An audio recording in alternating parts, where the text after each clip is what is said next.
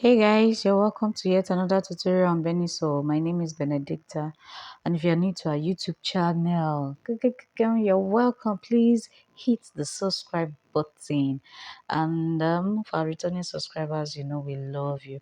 And today we're going to be making a bustier pattern with yoke. So let's begin. So in making this bustier pattern, we're going to be needing a pattern paper, a ruler, a tape measure, a pattern pencils, a marker, our pattern scissors, and our curve drill. Then of course our measurements. We can't do without our measurements.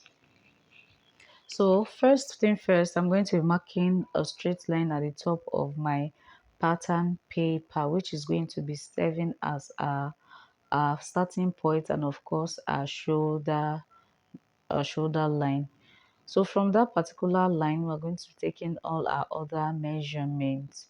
So from there, I'm going to mark out my bust point. The bust point I'm working with is 9 inches. I'll mark my 9 inches on that line.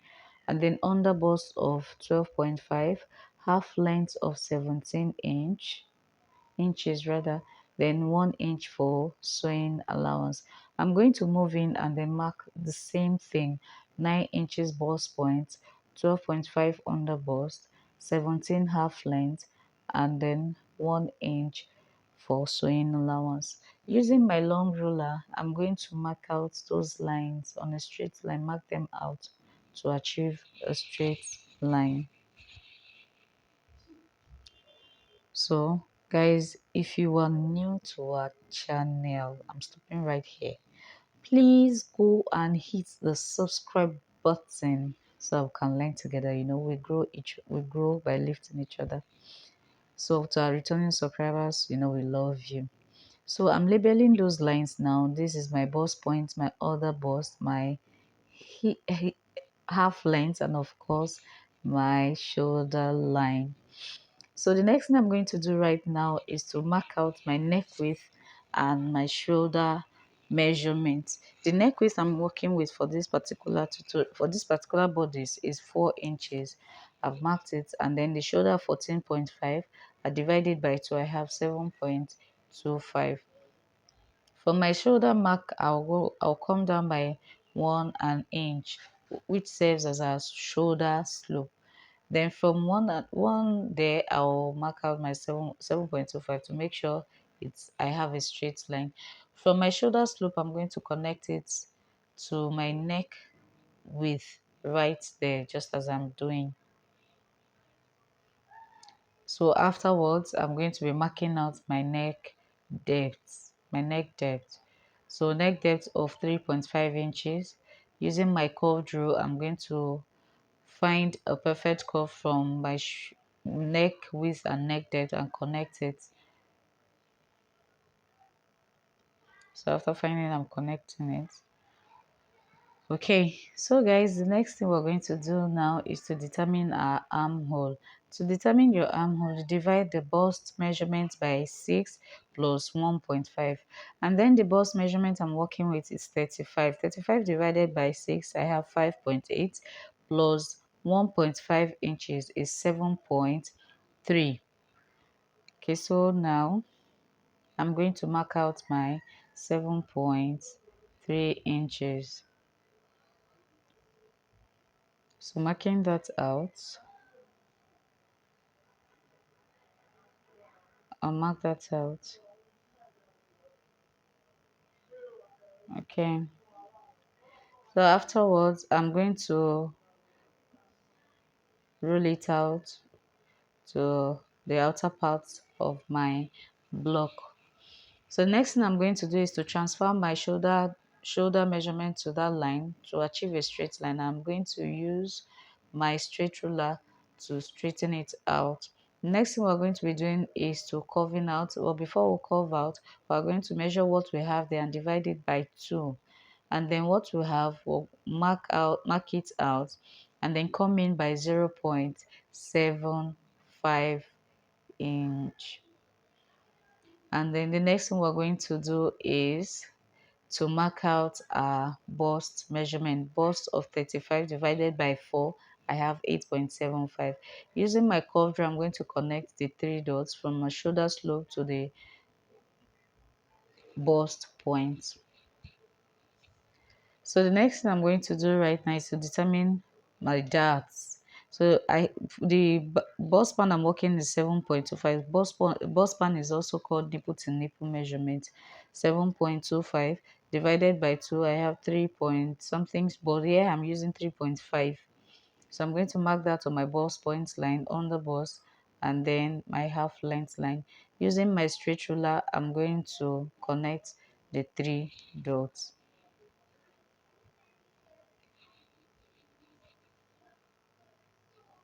So after connecting the 3 dots on my underbust area, I'm going to be coming outside from a side bust. I'm going to go in by 1.25. Then to the other inner bust, I'm going to go in by 0.75. To the outer marking 1.25, same thing. Then for the to the center front, I'm marking half an inch. Using my straight rule, I'm going to connect the lines on both sides. Then I'll use my curve rule to connect the line from the side front. Not too curvy, please. Just find a little bit curve from that place, because the bust I'm working with, the person is not too busty. So we don't want to create a copy bustier, and then the person doesn't have enough breast actually to fill the curves. So here we're done with our darts, and then the next thing we're going to be doing right now is to mark out our bust measurements. So from starting with my underbust, the underbust I'm working with is 29.5 divided by 4 is 7.4. I'll measure what I have within the dart legs and I'll add it up to it, and then 2 inches sewing allowance. On my waistline, half length is 36 divided by 4 is 9. I'll calculate what I have here, measure what I have within my dart legs, and I'll place it right there and add 2 inches sewing allowance. I'll do the same on the bust. So I already have my bust line, and then I'm going to be adding 2 inches sewing allowance to it. And here guys, we're almost through with our pattern drafting for the front. So the next thing I'm going to be doing is determine the length of my yoke. So for here I'm using 6.5. I'll use my long ruler to mark it out. On that 6.5 line, I'll measure what I have for my dart initial, add 1 inch to it.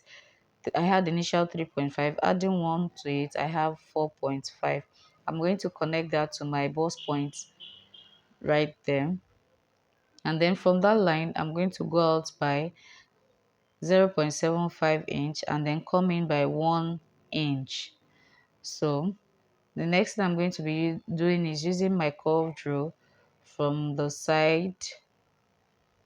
I'm using my curved rule on the side. Find the perfect curve. It mustn't touch the line, just to achieve a curve. And then use my long rule to straighten it out. Like I said, the person doesn't have enough race to fill the cup. So we're going to making a cup that is accurate to the person's bust actually. So that's my center front, and that's my yoke, and that's my center front for the main bodice. Then for the sweetheart neckline, I'm going to be coming down by 1.5 inches.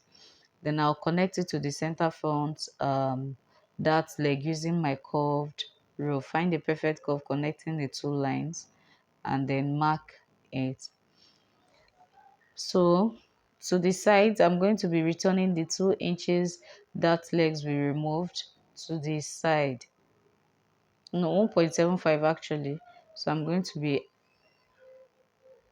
adding it back to that, because we don't want to have a shortage at the end of our sewing. So it's better to have excess and then trim out than have lesser. Okay, so from there is going to be our new armhole for the main bodies. The yoke remains the same. So there we have it. And then next thing I'm going to be doing right now is to add sewing allowances to our neckline half inch sewing allowance to our shoulder and then to our armhole. So right there, half an inch all the way through our armhole because it's going to have a sleeve. So I'm going to add it right there.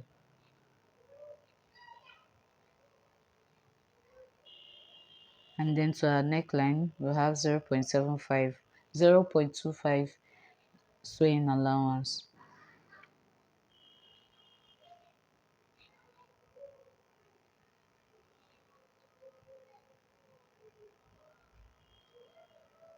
So here we go. I'm marking out the side line. So the next thing now is to bring my scissors and then cut it all out.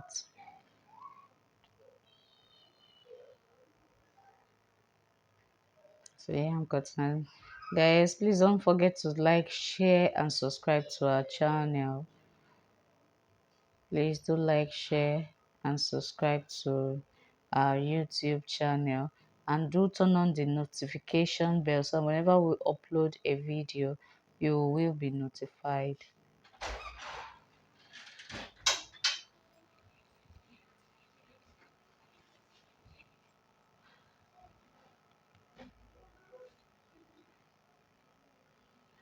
So guys, I'm done cutting out the front part of the fabric of the yoke, and then I'm going ahead to mark the difference between the front bodice and the back bodice, which is 2 inches, and I'm connecting it back to the bust point.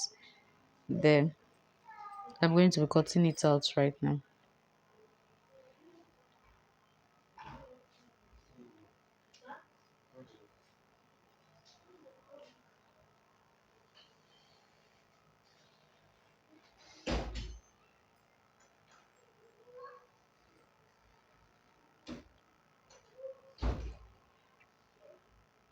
Please be careful when cutting out the bust point area in order to avoid any form of, and then no sharp points. Connect all without any sharp points.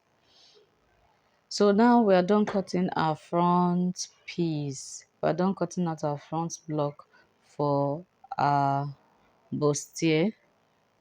We are done cutting out. This is what it looks like, and that is our yoke on that on it, looking so beautiful. So here's what I was talking about. After adding, you see that it measures up to that particular yoke sewing allowance.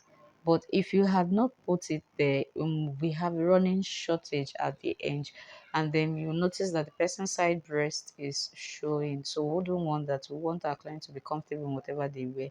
So it's better to have excess than to have shortage. So right now we're going to be marking the back pattern. I've gone ahead to draft the pattern, the shoulder, the chest, the bust point, the half length, and then the full length.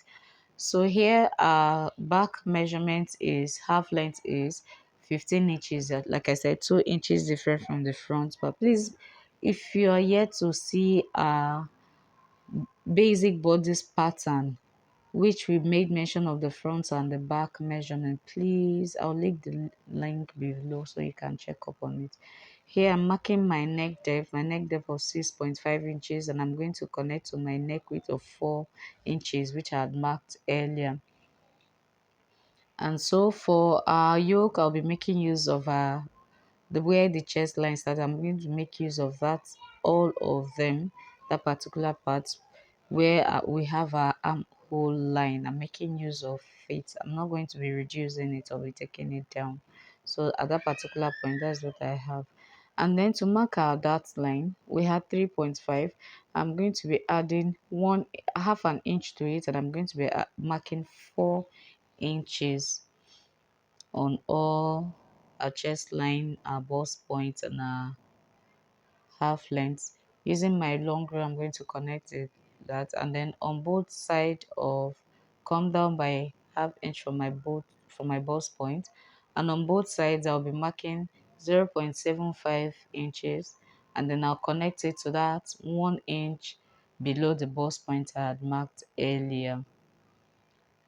So here I'm going to connect it with my straight ruler. Please, you guys, don't forget to subscribe. Please hit the subscribe button right now. Thank you.